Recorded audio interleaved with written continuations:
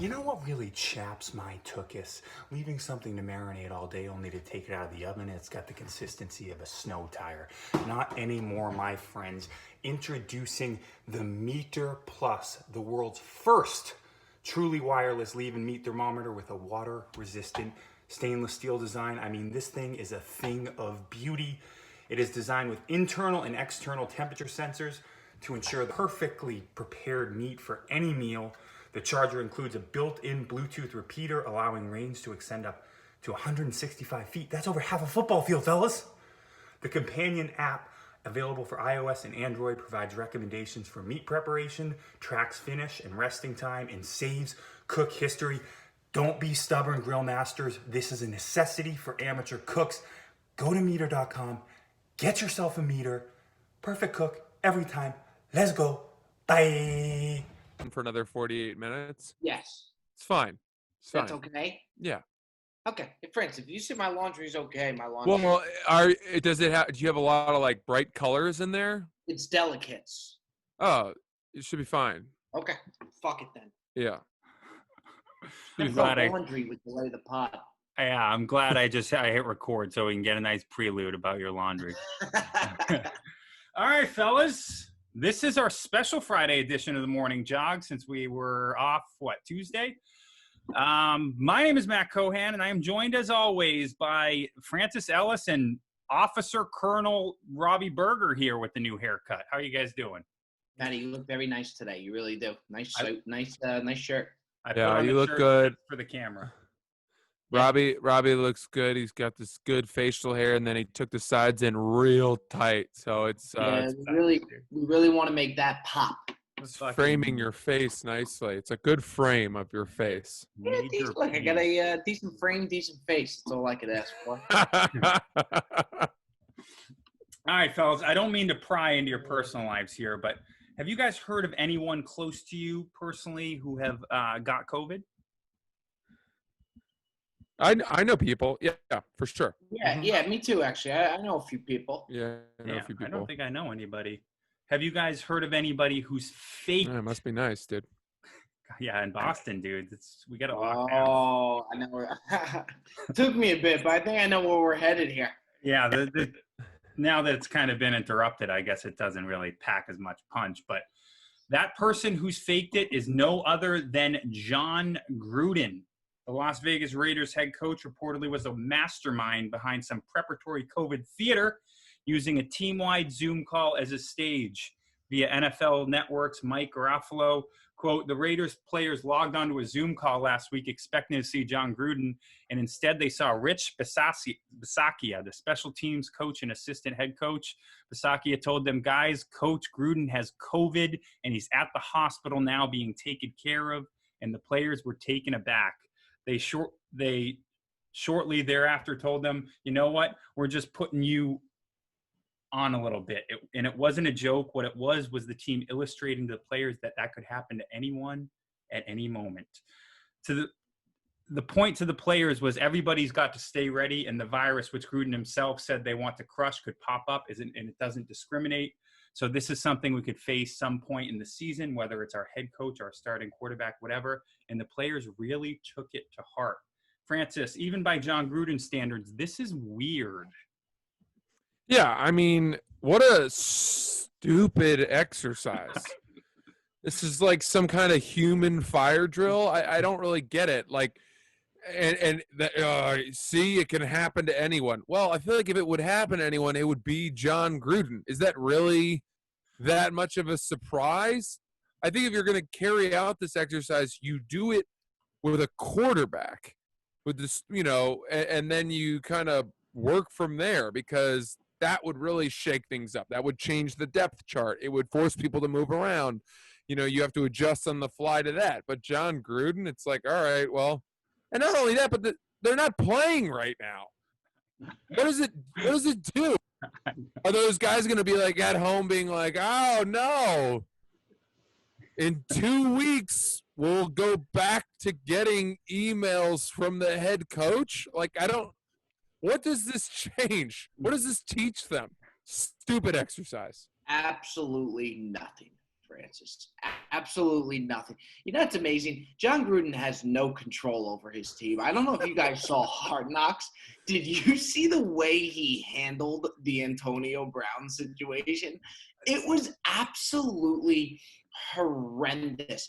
And don't get me wrong, I love Jon Gruden. He changed Monday Night Football. Monday Night Football hasn't been the same since that he's left.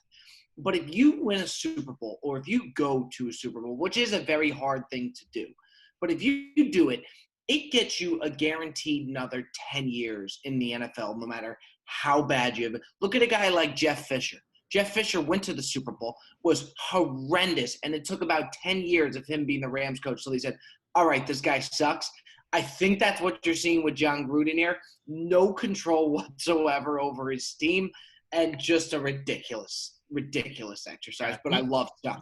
He should have kept it going until like the team held like a funeral for him, and he just like pops out of the coffin like the Undertaker. He's like, wear a mask, and everyone's like, dude, you could have just like told us there's a possibility that anybody could get it. Would have the same impact.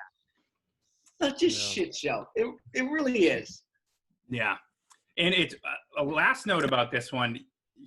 This was ripped pretty much straight from the Halloween episode of The Office. I'm not sure if you guys saw that from a few years back when Michael Scott has the dick in the bot costume and he pretended to commit suicide by hanging, a ridiculous scene as a way to scare the kids and like about mental health. They actually pulled the scene from the reruns and the DVD releases because one of the wives of the producers was like, what the fuck are you doing? And they're like, oh yeah, we probably shouldn't have a hanging. It was ridiculous. So ridiculous. Yeah. It really is. He's got no control. No control. Speaking of pranks no one asked for, YouTube star Alan and Alex Stokes are in very real trouble for allegedly faking a series of bank robberies, and they've each been hit with a felony charge. Authorities say the twin brothers, who have 4.81 million subscribers on their Stokes Twins YouTube page, staged a pair of fake bank robberies in Irvine, California back in October, one of which resulted in an unsuspecting Uber driver being held at gunpoint by police. The twins have each been charged with a felony count of false imprisonment plus a misdemeanor count for falsely reporting an emergency. The Orange County District Attorney said the twins pretended to rob a bank, dressed in all black and wearing ski masks while carrying out duffel bags full of cash, and called for an Uber while their videographer filmed from afar. Officials say when the Uber driver pulled up, the twins climbed into the vehicle, but the driver refused to drive them and was unaware of the prank. The DA said a bystander called the police, believing the two men had just robbed the bank and were attempting a hijacking. The video shows the twins getting a warning from the officer, but the DA says 4 hours later, the brother pulled the same kind of prank at the University of California, and police again received emergency calls about a bank being robbed. Robbie, does this story make you as angry as it does me? You know what? Here's the catch-20 with YouTube, okay? So you hear that, and it is absolutely ridiculous. It's preposterous. But you think at the same time, with the amount of money that these guys are making and the subscribers that go up when they do something like this, it almost is to the point where they're making so much money that they can afford to do something this fucking ridiculous. So, I mean, not that I'm saying I'm condoning it, but like, look at what the Nelk boys do and stuff. They don't give a shit if they get arrested because their subscribers are going up. They're getting so many views and they're making so much goddamn money that they know going into this that something like this is going to happen. They don't care. Right. They don't care. I find that, when stories like this happen, I hate to talk shit about these kids because then I feel as though I'm the old man in the room. I feel like I'm the out of touch guy being like, these young kids are never going to learn how to respect it. But this is really yelling fire in a crowded movie theater. I mean, you've committed and staged a crime that could have resulted in that Uber driver being shot or some people in the bank being fucking terrified, whatever it is. And somehow they get off with a warning by the police officers, which, these cops come down to the bank answering the call. They They're missing maybe other crimes that they should be working on. And then these dickheads go and do it again a couple towns over. That's where I hate these people. Yeah. It's because they just will do whatever they want until they get in trouble for it. And that's why I think you got to throw the book at these kids. I mean, put them in fucking jail. I would love to see some hardcore inmates treat these guys. Scare them straight. Yeah, exactly. Scare them straight. I mean, because this is so, it's not a prank. You know what I mean? A prank is like, prank candles on a birthday cake or whatever. Like, this is committing a crime is not a prank.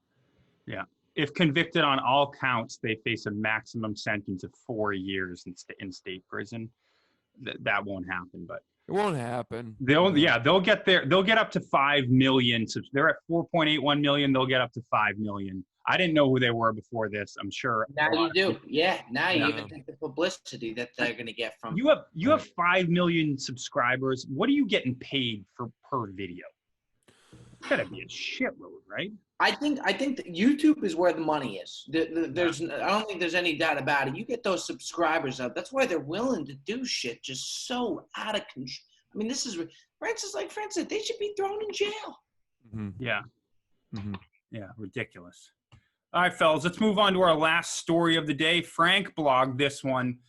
Sean Diddy Combs' 22-year-old son claimed that he was, quote, hit by a drunk driver on Tuesday, August 4th, after TMZ initially reported that Christian is his name, got smoked in his Ferrari by a Tesla in Beverly Hills. Hollywood Life also spoke with Beverly Hills Police Information Officer, who told TMZ that the driver of the Tesla was arrested for DUI and that there is now a pending investigation that will encompass the primary collision factor. Francis, you blogged this. Share with your brain with us. Yeah, so the comments on his Instagram post were some of the funniest things I've ever read.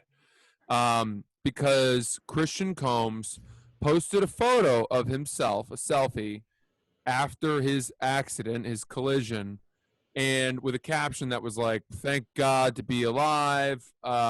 Just grateful. My life flashed before my eyes. I was hit by a drunk driver, all this." And he has a single, solitary, regular-sized children's Band-Aid on his cheek, just like Nelly used to wear in his videos. And there's nothing around it. Like, it's not as if the wound is creeping out from the sides of the Band-Aid. Yeah. That one Band-Aid covers the whole injury. And the comments where it was like Nelly and a bunch of famous blue checkmark rappers were like, "Stay safe, bro. So glad you're alive. Your mom is shining down on you." It was nice. And then the normal people came in and they were like, this guy out here trying to like thank God when all he has is a Band-Aid on his face. And they're just shitting on him. And it's hysterical. You have to wonder. I mean, you can't blame a kid who grows up as the son of Diddy, who, by the way, is worth like over $1 billion thanks to his liquor companies and stuff. But you have to think, all right, well, there's no chance that this kid has any sense of perspective, and he can't be blamed for that. But you don't think that you think that's going to pertain to like money and privilege. You don't think it's going to pertain necessarily to like injuries. Yeah. And the fact that he would post a selfie, like, dude, you have the money. Pay a makeup artist. I know. To draw a wound on your Walking face. Dead gash or something. Make us feel bad for you. You know what I mean? So that was my thought. If you need a single Band-Aid, you don't need a Band-Aid. Or a fucking photo. You don't need a photo. You know what I noticed too? It was one of those thin Band-Aids too. It wasn't like the big square one. Like if he would have thrown up the big square patch, it's a total different ballgame. Just on another note, try and find a single interview with his dad, P. Diddy, where it doesn't look like he's on a tremendous amount of cocaine. P. Diddy has not been sober for like 15 years. It's just every single interview, he just looks blasted out of his mind. Also, it does confirm from the article, people have like, there's that theory that Teslas are faster than Ferraris. And apparently, I think this guy, although he was drunk and it didn't end well, I think he ended up beating him in the race. I think. Was it a race? Yeah, I think it even said that he ended up going a lot faster, or he got worked by a. I didn't read that it was a race. I thought it was a collision. That makes it so much worse. Well, hold on a second. I don't know that it's a race. I blogged this, and none of the outlets I read said that it was a race. I think that would have been news. Maybe I'm not discrediting you, but I just thought that the drunk driver hit him while he was in his Ferrari. Also, okay, I thought maybe I am talking out of my accent. Yeah, you likely are. I thought Teslas weren't supposed to like get in crashes. Is it like I've seen like videos of people like asleep at the wheel, or isn't that like their claim to fame? This dude just barreled. If you have the auto drive feature on, which this guy clearly didn't. My cousin actually just got one. These things are just so, I mean, all the features that it has, you can pay an extra $8,000 to get the self-drive feature. Yeah.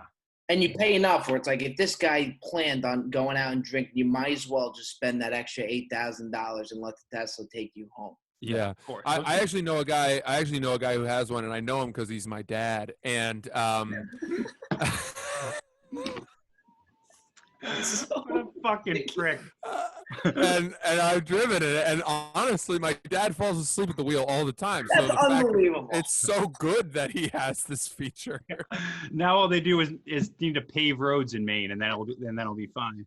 There's a feature in there where my cousin showed me where it's a whoopee cushion feature, and you pick which seat gets the whoopee cushion, and every time he puts on his blinker, it just rips out a fart. Yeah, It's unbelievable. I haven't seen that. It's awesome. Got to be the best roadhead car on the road too. You know, you don't even need to do anything. So it's true for both parties involved.